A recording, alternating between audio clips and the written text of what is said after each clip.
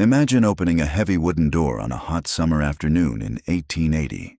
Inside, the air is dark, cool, and smells faintly of damp pine and fresh sawdust.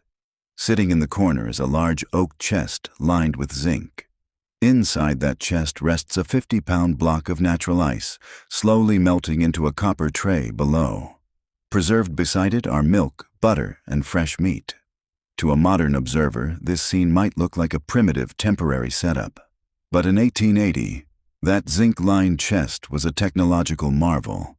It represented the center of a massive global industry, a trade built entirely on cutting winter ice from frozen ponds in North America and shipping it thousands of miles across oceans to warm cities worldwide.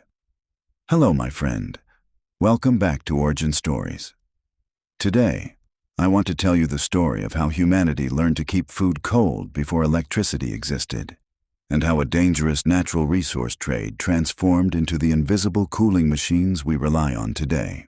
For most of human history, keeping food cold was not a simple matter of turning a dial or setting a thermostat.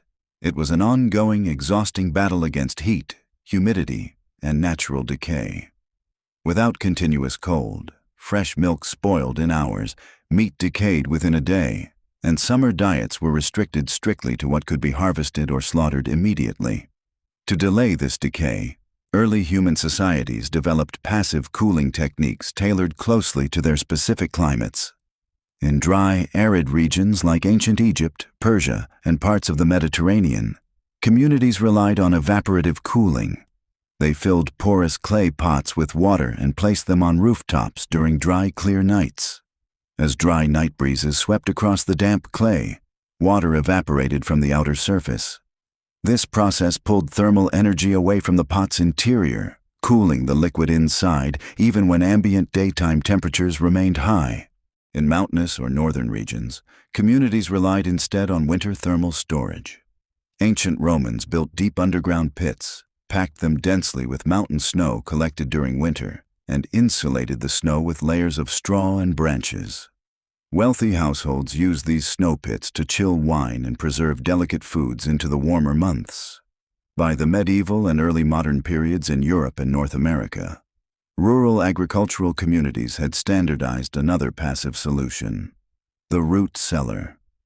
Dug deep into the earth below the frost line, these stone-lined underground rooms maintained a relatively stable temperature year-round, typically between 4 and 12 degrees Celsius. Root cellars provided humidity control and prevented winter freezing while keeping root vegetables, apples, and cured meats cool enough to slow spoilage through humid summers. Yet all of these traditional methods shared a fundamental limitation. They were bound by geography and climate. Evaporative pots required dry air to function. Snow pits required nearby mountain ranges. Root cellars offered moderate coolness rather than true refrigeration temperatures near freezing. Cold remained a localized, seasonal luxury rather than a controllable, universal tool. As cities grew rapidly during the early 19th century, urban populations lost access to rural root cellars and nearby mountain snow. Thousands of urban families packed into dense neighborhoods required fresh milk, meat, and produce daily. Summer heat waves in expanding industrial cities created recurring public health crises, as spoiled dairy and meat triggered widespread foodborne illness. Urban centers needed cold on a completely new scale. The solution came not from a laboratory or a machine, but from frozen lakes in cold northern winters. During the early decades of the 19th century, communities across New England, Northern Europe, and Russia began harvesting natural winter ice as a systematic agricultural crop. When ponds and lakes froze to a thickness of 12 to 18 inches in deep winter, teams of laborers moved onto the ice. The work was grueling and hazardous. Men worked in sub-zero temperatures, using specialized horse-drawn ice plows to score deep grid lines across the frozen water. Laborers followed with heavy hand saws, cutting along the scored lines to free massive rectangular blocks of ice weighing hundreds of pounds. Using iron pike poles, workers guided these floating blocks down open water channels toward large shoreside storage houses. Working on a frozen lake carried constant physical danger. Heavy horses could break through thin patches of ice, requiring crews to choke the animals with ropes to stop them from thrashing until they could be hauled onto solid ice. Workers risked frostbite, crushed limbs from shifting blocks, and drowning in freezing water. Yet despite the risks, a single winter harvest on a large pond could yield tens of thousands of tons of natural ice. Once harvested, this ice had to be stored until summer. Merchants constructed massive wooden ice houses along pond shores. These structures featured double-studded wooden walls filled with dry sawdust or wood shavings, providing exceptional insulation. Ice blocks were stacked inside in tight solid masses dozens of feet high, with sawdust packed between layers to prevent the blocks from fusing together. Stored in this manner, ice harvested in January could survive into July and August with minimal melting. The natural ice industry solved the problem of winter cold storage, but it opened an even more ambitious question. Could ice harvested on a frozen New England pond survive a voyage across warm tropical oceans to places where natural ice had never been seen? In 1806, a 22-year-old Boston merchant named Frederic Tudor decided to test that exact possibility. Tudor recognized a fundamental commercial imbalance. New England had an endless supply of free winter ice. Tropical regions, such as the Caribbean islands, suffered intense summer heat and had no natural access to cold. Tudor purchased a wooden brig, loaded 130 tons of ice cut from his family's pond in Saugus, Massachusetts, and set sail for the Caribbean island of Martinique. His first venture was a financial catastrophe. Boston society openly mocked him, calling him a madman for trying to sell winter to the tropics. While much of the ice survived the sea voyage inside the ship's hold, Martinique had no insulated storage houses to receive it. The cargo melted rapidly on the tropical docks before Tudor could sell it to local residents, who had no habit of using cold drinks or preserving food with ice. Tudor lost thousands of dollars, a staggering sum at the time, and found himself buried in heavy debt. Over the next decade, he was repeatedly arrested and imprisoned in Boston debtors' prisons. Yet Tudor refused to abandon the idea. He realized that selling ice to warm regions required solving two distinct challenges simultaneously: engineering effective insulation for transport and creating a consumer market for cold where none existed before. To solve the insulation problem, Tudor experimented relentlessly with insulating materials inside ship holds. He tried wheat straw, hay, charcoal, and peat, before discovering that dry pine sawdust was the ideal insulator. Sawdust was lightweight, cheap, and trapped air pockets that dramatically slowed heat transfer. Because New England lumber mills produced mountains of waste sawdust, Tudor obtained his primary insulation material virtually for free. To solve the market problem, Tudor traveled personally to tropical ports. He built insulated ice houses at destination harbors in Charleston, Savannah, New Orleans, and Havana. He offered free cold drinks to tavern owners, demonstrating that chilled spirits and ice cream could attract paying customers. He persuaded local doctors that ice could soothe feverish patients. In 1833, Tudor made his most daring voyage, shipping 180 tons of Massachusetts ice across 16,000 miles of ocean to Calcutta, India. Despite a 4-month voyage crossing the equator twice, over 100 tons of ice arrived intact. The arrival of natural New England ice in tropical India established Tudor's reputation as the Ice King and proved that natural cold could become a global trade commodity. While Frederic Tudor proved that natural ice could be shipped globally, another innovator turned ice harvesting into a standardized industrial system. In the late 1820s, Nathaniel Wyeth, a Cambridge hotel keeper and ice harvester, invented the horse-drawn ice cutter. Wyeth's cutter featured two parallel iron saw blades mounted on a wooden frame drawn by horses. As the horses walked across the pond, the blades cut uniform parallel grooves into the ice. By scoring the ice field in a cross-grid pattern, Wyeth's machine allowed workers to break off perfectly square, standardized blocks of ice in a fraction of the time required by hand saws. Standardized ice blocks changed the entire economics of cold. uniform blocks packed tightly together inside ship holds and storage houses, leaving fewer air gaps and reducing melting rates dramatically. Standard blocks could also be measured, stacked, and sold by weight quickly, turning erratic ice harvesting into an efficient assembly line operation.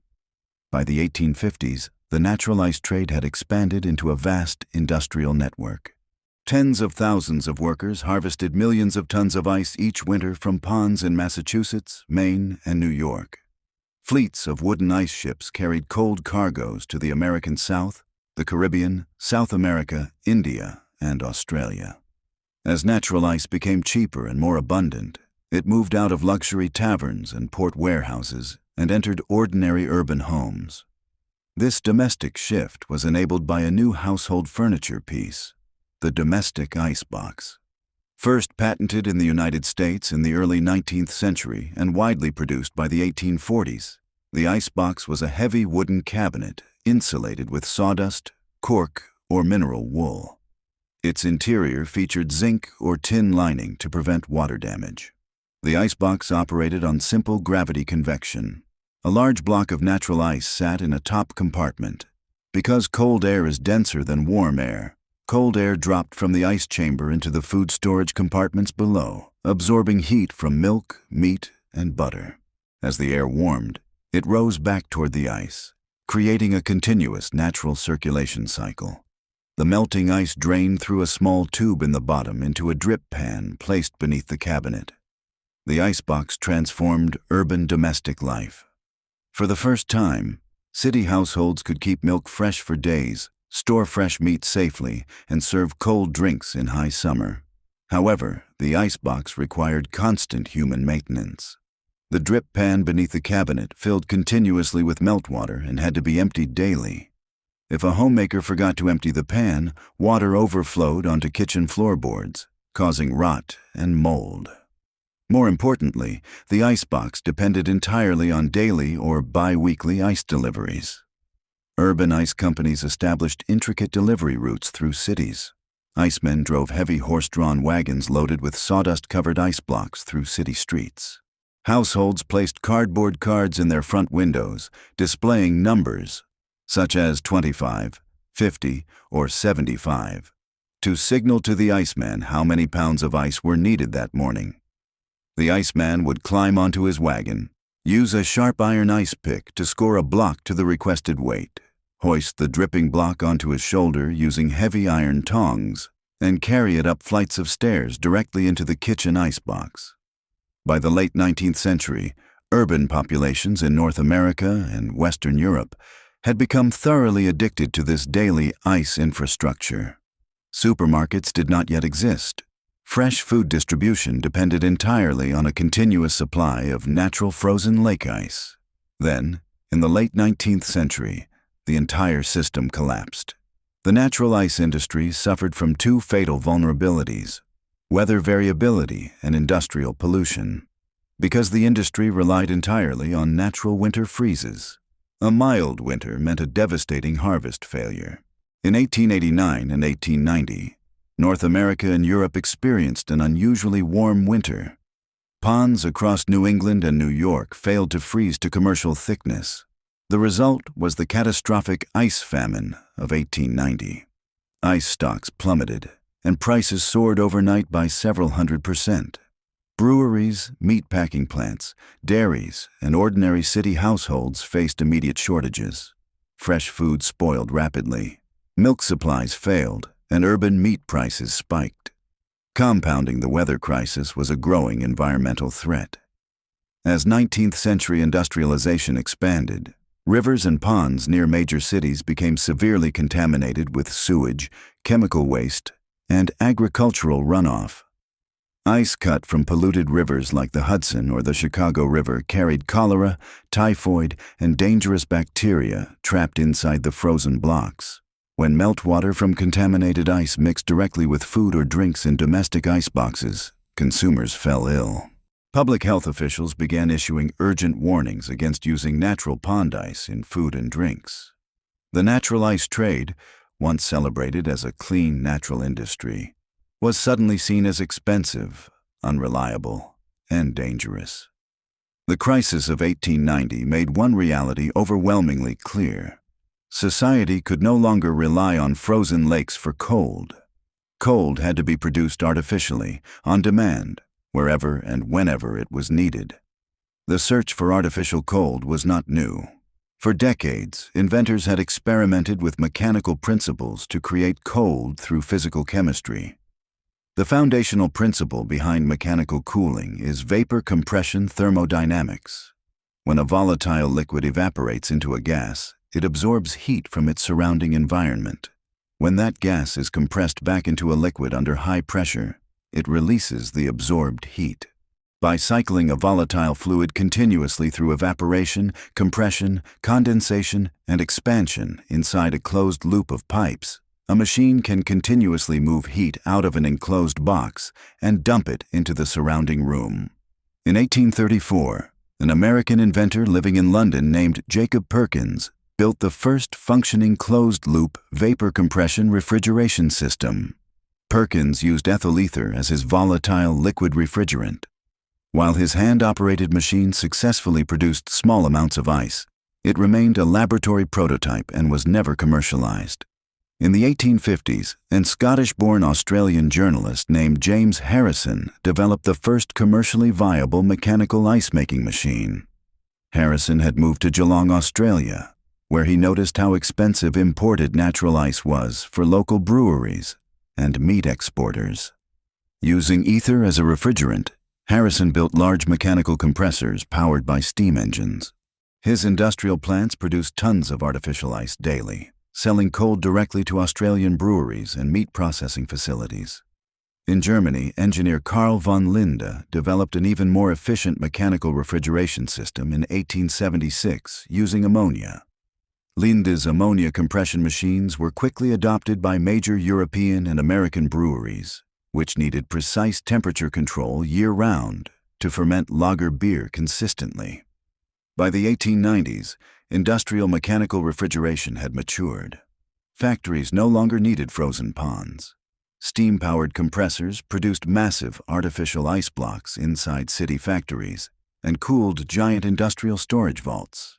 Industrial cooling rapidly expanded beyond breweries and ice factories to transform global food transport. In the late 19th century, American meatpacking pioneer Gustavus Swift recognized a fundamental inefficiency in the livestock industry. Cattle raised on the western plains of North America were shipped alive in crowded livestock cars thousands of miles to eastern cities like New York and Boston to be slaughtered locally. Shipping live cattle was expensive, inefficient, and wasteful, as animals died or lost weight during the long rail journeys. Swift realized it was far cheaper to slaughter cattle centrally in Chicago and ship fresh dressed beef east. But shipping fresh beef across summer distances required continuous cooling on wheels. Working with engineer Andrew Chase, Swift designed a specialized refrigerated rail car. The car featured ice bunkers mounted in the roof, loaded with artificial or natural ice and salt. As the train moved, heavy cold air fell from the ceiling bunkers, circulating naturally through the hanging beef carcasses before exiting through floor vents. Railroad companies initially resisted Swift's refrigerated cars because they owned lucrative live cattle stock cars and feared losing revenue. Undeterred, Swift built his own fleet of refrigerated cars and forced his way onto the rail network. Refrigerated rail cars created the modern industrial cold chain. Chicago became the slaughterhouse of North America, shipping fresh beef to eastern cities year-round. Fruit growers in California and Florida could now harvest fresh oranges, strawberries, and vegetables, and ship them across the continent to winter markets in Chicago and Boston. Fresh food was no longer bound by local agricultural seasons. Yet while industrial cooling transformed factories, ships, and trains, the ordinary household kitchen remained dependent on the iceman and the wooden icebox. Miniaturizing a massive, steam-powered industrial compressor into a small, quiet, reliable machine that could fit safely inside a residential kitchen was an extraordinary engineering hurdle. Industrial refrigeration systems used chemicals like ammonia, sulfur dioxide, or methyl chloride as refrigerants. In a large brewery or packing plant, engineers monitored pipes constantly. But in a small home, these volatile gases presented severe safety risks. Ammonia was highly toxic and corrosive. Sulfur dioxide had a suffocating, pungent odor and damaged lungs. Methyl chloride was colorless, odorless, highly flammable, and toxic. A small leak in a household cooling pipe could fill a residential kitchen with toxic gas while a family slept, causing serious illness or death.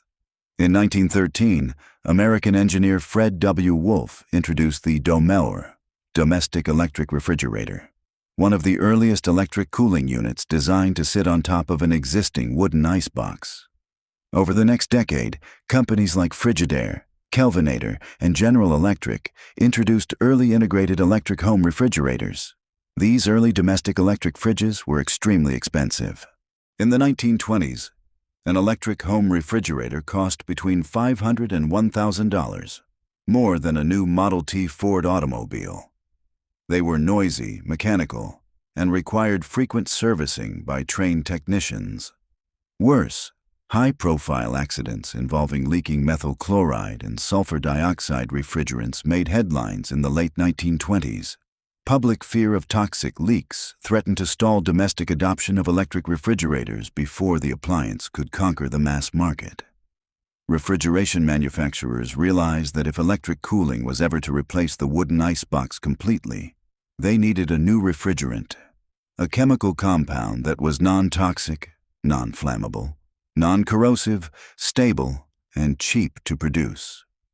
In 1928, Thomas Midgley, Jr., an American mechanical engineer and chemist working for General Motors and Frigidaire, set out to synthesize the ideal refrigerant. Within just 3 days of chemical testing, Midgley and his research team focused on chlorofluorocarbons, a class of synthetic chemical compounds composed of carbon, fluorine, and chlorine. They synthesized dichloro-difluoromethane, which General Motors named Freon 12. Freon seemed like a chemical miracle. It possessed ideal thermodynamic properties for vapor compression cooling. It was completely non-flammable, non-toxic to humans, non-corrosive to copper and steel pipes, odorless, and exceptionally stable. To demonstrate its safety publicly at a meeting of the American Chemical Society in 1930, Midgley dramatically inhaled a lungful of Freon gas and blew out a candle flame, proving that the chemical was neither toxic nor flammable. Freon eliminated the primary safety bottleneck preventing household adoption. Simultaneously, General Motors and General Electric introduced mass production techniques that dramatically lowered manufacturing costs. In 1927, General Electric launched the famous Monitor Top refrigerator, featuring a distinctive cylindrical compressor mounted on top of an all-steel insulated cabinet. The Monitor Top was the first electric refrigerator to sell over 1 million units. As prices plummeted during the 1930s despite the Great Depression, consumer adoption accelerated rapidly. In 1920, fewer than 10,000 American homes had electric refrigerators. By 1930, that figure reached 2 million. By 1941, over 40% of American households owned an electric refrigerator, and by the 1950s, the appliance had become a standard feature in Western homes. The daily urban iceman, the dripping wooden icebox, and the sawdust-packed ice wagon vanished within a single generation. For 4 decades, Freon and related chlorofluorocarbons, CFCs, served as the invisible chemical engine powering global cooling. Millions of domestic fridges, air conditioning units, commercial freezers, and aerosol cans relied on CFCs. Then, in 1974, 2 atmospheric chemists made an alarming discovery. Mario Molina and F. Sherwood Rowland at the University of California, Irvine, realized that the very chemical stability that made Freon so safe inside human kitchens made it exceptionally dangerous to the global atmosphere. Because CFCs were chemically inert, they did not break down in the lower atmosphere. Instead, leaked refrigerant molecules drifted slowly upward over decades into the stratosphere. There, intense ultraviolet radiation from the sun broke the CFC molecules apart, releasing free chlorine atoms. A single free chlorine atom could act as a catalyst, destroying over 100,000 ozone molecules before being neutralized. Ozone in the upper atmosphere shields the Earth from harmful ultraviolet radiation. By the mid-1980s, satellite data confirmed a massive seasonal depletion of the stratospheric ozone layer over Antarctica, the ozone hole. The chemical miracle that had solved domestic refrigeration safety had inadvertently opened a global environmental threat. In response, international leaders gathered in 1987 to sign the Montreal Protocol, a landmark environmental treaty agreeing to phase out global production and use of CFCs. Chemical manufacturers and appliance engineers developed alternative refrigerants, transitioning first to hydrochlorofluorocarbons, HCFCs, and hydrofluorocarbons, HFCs, and later toward natural refrigerants like isobutane and propane with low global warming potential. The Montreal Protocol proved that global industrial systems could adapt to protect the atmosphere. It also revealed how deeply domestic appliances were tied to the planetary environment. Continuous artificial refrigeration did not merely change household appliances, it fundamentally reshaped human civilization. Consider how continuous cold altered daily human behavior. Before household refrigeration, urban families bought food daily from neighborhood markets. Milk, meat, and bread were purchased in small quantities for immediate consumption. The home electric fridge, combined with the domestic freezer, enabled the weekly grocery trip. Families could store a week's worth of perishable food safely, enabling the rise of modern suburban supermarkets and changing household labor habits. Consider how continuous, cold reshaped global geography. Modern cities in hot desert climates, like Phoenix, Las Vegas, Dubai, or Singapore, exist in their modern scale only because mechanical cooling makes dense indoor living, working, and food storage possible. Consider how cold underpins modern medicine.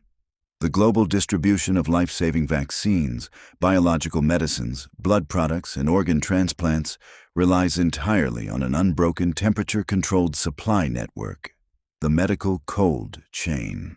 Without precise, continuous refrigeration, global vaccination programs and modern emergency medicine would collapse. Today, the modern refrigerator sits quietly in the corner of almost every kitchen. It runs automatically, humming softly day and night, maintaining a constant 4 degrees Celsius without requiring a single thought. We open its door dozens of times a day to pour cold milk, grab fresh fruit, or pull out meat bought days earlier. It feels completely ordinary, an effortless feature of modern domestic life. Yet behind that smooth white door lies a century-spanning story of human persistence. It contains the memory of New England winter harvesters sawing ice on frozen ponds, wooden ships carrying melting winter cargoes across tropical oceans, sawdust insulation, dripping wooden iceboxes, the ice famine of 1890, steam-powered industrial compressors, toxic gas leaks, Freon chemistry, and global atmospheric policy. Humanity spent thousands of years fighting heat, bound by winter harvests and mountain snow. Today, cold is no longer a natural luxury or a seasonal harvest. Cold is invisible infrastructure, engineered, controlled, and delivered directly into our homes. Thank you for joining me on this journey into the past. I always enjoy exploring these remarkable stories together. Now I'd love to hear from you. Which part of today's story surprised you the most or changed the way you think about history? Let me know in the comments. I read as many of them as I can. If you enjoyed this video, please give it a like and subscribe for more fascinating stories from history. There are countless forgotten lives, incredible events, and ancient mysteries still waiting to be uncovered. Until next time, take care of yourself, stay curious, and never stop exploring the past. I'll see you in the next story.